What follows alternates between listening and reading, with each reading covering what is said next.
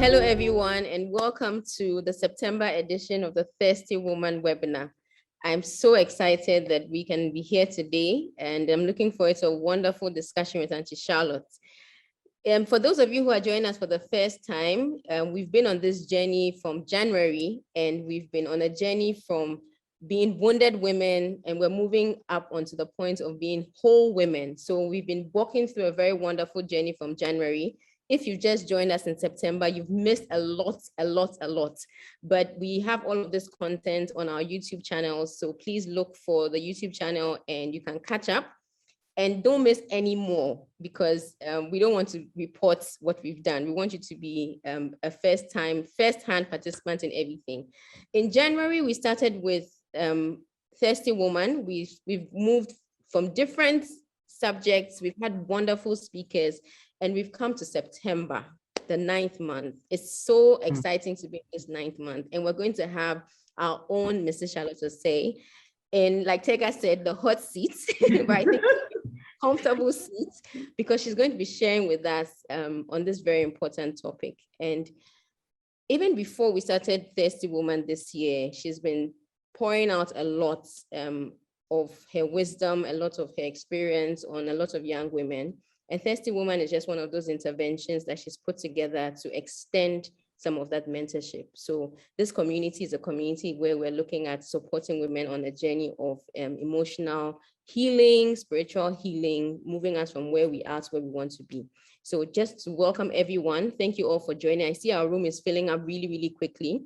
Thank you all, everyone that has joined us today. And if you're not following us on any of the social media platforms, please do so. There's Thirsty Woman on Instagram, Thirsty Woman on Facebook, and you can also follow Mrs. Osei's YouTube channel, because that's where most of the content is. So you can follow that. I'll put in all of the information in the chat, so you can just click on it and find it. Tega will help us. Yes, but so that we don't waste too much time. We have 2 hours, and we would like that. If you have questions, please just note your questions down, put them in the chat box. We would take your questions as we go along, but please don't forget your questions, because they're very important. Auntie Charlotte. Yes. Welcome to the September edition of the Thirsty Woman. That's so weird. Thank you. Yes, I know. How does it feel like being on the other side? It's weird. I think I should be asking the questions. Yes, so for once in this year, we're going to be asking you the questions. And please don't forget that you are the answerer of questions and not the asker of questions. I'll try. Thank you very much. Thank you very much. And for those of you who've just joined us, I know that Mrs. Osei needs no introduction, but I'll just introduce her, and then we'll segue quickly into the discussion. She's an international elections consultant. She's a lawyer, a writer, and she's so much more. But let's just hear the drum roll and the applause. Welcome Mrs. Osei to speak to us on the theme. We're talking today about Win the Storm. And when we say the storm, I'm sure that there's a sense of, there's an image in everybody's mind.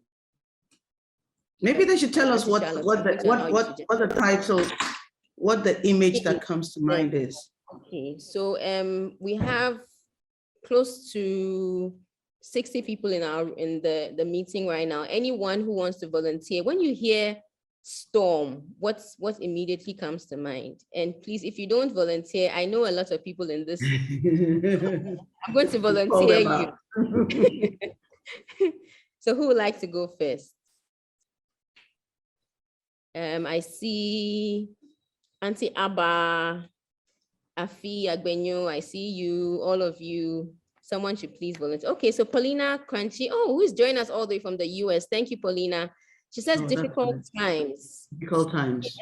Adja says challenges. Sylvia says hardship. Shake up, turbulent season. Battle, negative bad times and energy. Absolutely. Turbulent season. Okay. These are all I'm interesting. looking the answers. Stagnation. Stagnation. Yeah. I mean, I never thought of that, but she's right. Yeah. Yeah, absolutely. Because it's a place of frustration. True. So it can be a storm. Yeah. True. And Belinda says she hates storms. Belinda, I hate storms, so fear. Challenging A storm is a times, distraction. Yes, yes. Dead dream. Resilience. How about you went the other way? Resilience. Okay. Okay, so I think generally we all have a sense of what storms are, but Yes. Auntie Charlotte will allow you to start, and then we will throw in our questions left, right, and center as you go along. I think all the definitions of storms are right, because it's really, it puts you into a place of fear, it puts you into a place of frustration. It can be disruptive. It is any challenge, any tough challenge that you're facing in life. And there are so many different kinds of storms. There's the big ones, and even when you watch the international weather reports, where they say there's a hurricane coming to some place, that's like a really big storm. It can be a tsunami. It can be even in Accra when it floods, when it rains and there's heavy rains and it floods and people lose homes. That's a crisis, that's a storm. So all the definitions are correct. But I think for me, the key thing to always remember is that storms are an inevitable part of life. Mm. There is no one who is going to live a life without storms, without crisis, without challenges. Not even if you're from, name any of the rich and powerful royal families. So far as you are human, you are not immune from storms. And yes, they come in different categories. They come in different strengths. And they can be very big or they can be very small. But it's also a matter of the person. So what can be a big crisis in my life would be a small crisis in another person's life, and or vice versa. I remember when I was at the Electoral Commission, one friend said to me that, and it was during a very tough period at the commission. He said, look on the good side of this. When you come out of the Electoral Commission, what other people call crisis is not going to be crisis to you. And I understood that, because it's a job where you deal with a lot of difficult, challenging situations. And so, how do I put it? So it's like those who pump weights. So your capacity is really enlarged for managing storms and crises. And so what may be a big crisis to somebody else would not be a crisis to you. And there's also the age factor. The older you are, is like for a child who is in Form 1, one troublesome senior in the school can be a huge challenge or a crisis in your life. But if you've been through all that, secondary school and all that, when you hear a child talking about that, it can actually be amusing for you, but that is a big challenge in the child's life. So there's all those perspectives around storms and crisis. And I'm going to use the two words interchangeably. But for me, the key thing is inevitable. And in the Bible, one of my favorite verses, which we're going to look at a lot today, I think is Isaiah 42:3, when Jesus says, when you pass through the waters, I will be with you. When you pass through the rivers, they will not sweep over you. When you walk through the fire, you will not be burned. The flames will not set you ablaze. So the fires will come. The rivers may rise and be overpowering. The waters would come, the floods, but it's a part of life. So, and even in that verse, he tells you what you're supposed to do when all those things come. Okay. Let's just take a step back. When you say that storms are inevitable, is it then, how should the Christian's posture be in expecting storms? Is this a sign of faithlessness to say that, oh, I'm living my life, but I don't expect anything to go wrong? Or I'm living my life, I expect that at some point things will go wrong? What should the mindset be in relation to storms being inevitable? In the Bible, when you read the book of Job, it says, Job said, what I feared most has come upon me. Fear is not of God. So you should never approach anything with a mindset of fear. Okay. If you do, you would bring it upon you. So you cloak yourself with the knowledge that storms are inevitable. However, it's also from a mindset of faith. Because if you go back to the Bible verse we're talking about, it's like a bad weather forecast. It tells you that there is a storm coming. When you pass through the waters, I will be with you. When you pass through the rivers, they will not sweep over you. So basically, it's a weather forecast that you are preparing yourself for. God says there would be a flood, there would be a fire. But he also, in that weather forecast, he gives you an outcome. He says, I will be with you. So that is the basis of your faith, even as you try and cloak yourself and prepare for the storms in life. Okay. It's confusing, but it's really a mindset, approaching from a place of faith and not from a place of fear. Yeah. So we have the knowledge that these things will come, but we have the assurance that in spite of the happenings, we would be fine. Yes, it's like a weather forecast. They tell you there's going to be heavy rains. So there are things, and we're going to get into that. There are things you do when you hear there's a heavy rain coming, there's a storm coming, but you don't go into a place of fear, because fear is not of God. Yes. You must go into a place of faith.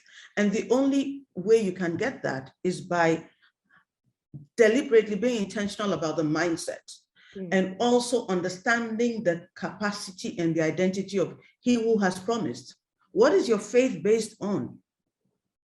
Is the question. Okay. So I think we've started off on a very good note to be able to explain to us, or to ask the question of what should we do before the storm. So I would allow you to just speak to that. What should we do? Because you just spoken about the mindsets. Let me talk about the three types of storms first. Okay. Because we tend to think of storms, it can be a health crisis, it can be a marriage crisis, it can be a career crisis, it can be a financial crisis. They are all different kinds of storms. But in terms of the types of storms, you'll find that some storms are meant to redirect you. God can use storms to change your course. And I think a good example in the Bible would be Jonah, when he was running away from God and he was in the boat and God caused a storm because he needed to redirect Jonah. So it can be a storm of redirection. And just understanding, just sitting back and reflecting and understanding the kind of storm it is also gives you the capacity to manage that storm better. So it can be a storm of redirection. It can also be a storm to check your faith. And we all know the example of Job. So sometimes, there's a verse in the Bible. Sorry, I'm not very good at remembering I remember the verses, but not the chapter and whatever. There's a verse that says, when you have tried me, must be Job, I shall come forth as gold. Gold, yeah. So it's a check of your faith. It tries you, it matures you. God uses that to process you, to increase your faith in him. And so Job had a lot of those challenges. If you read the life of David, David had a lot of that. And it's really for God to see, where do you turn to and who do you turn to when you are in a crisis? How do you treat God? How do you see God? So that's to check your faith. The third type is the storm of release. That happens when God wants to move you to another level. Usually before that elevation, there would be a test. God has to test your capacity to handle the new level. He has to, and sometimes he uses a difficult situation to maneuver. Joseph had so many of those tests where God was really moving him. It was always a storm of release, but it may look at that time like you're in a very dark place, but it's the darkness that comes before the dawn. So there's the storm of release. To move you to another level, he will take you through difficult situations. He would use it to discipline you and to break barriers of hindrance and to just prepare you for the next level. So those are the three types of storms that you would find. And when you read people's life stories and even the stories in the Bible, you would always find one of these three. So now before the storm, that was your question. Sorry, Charlotte, let me ask you a quick question about the storm of redirection. Okay. Because when we tell the story about about Jonah, Jonah was being stubborn. Is the storm of redirection God's way of dealing with his stubborn children? Sometimes, yes. Okay. And there's different ways to look at that stubbornness. Sometimes you're being stubborn, but you don't even know. You decide that this is the career path I want to follow. It may not be in line with God's purpose for your life, but you want to follow that path for whatever reason. Ego, you think that's what you're good at. Sometimes, in fact, you're minimizing yourself. You think this is all I can do. God may use a storm to redirect you. It may be losing your job. So what you see as a crisis may be him sending you in a different path.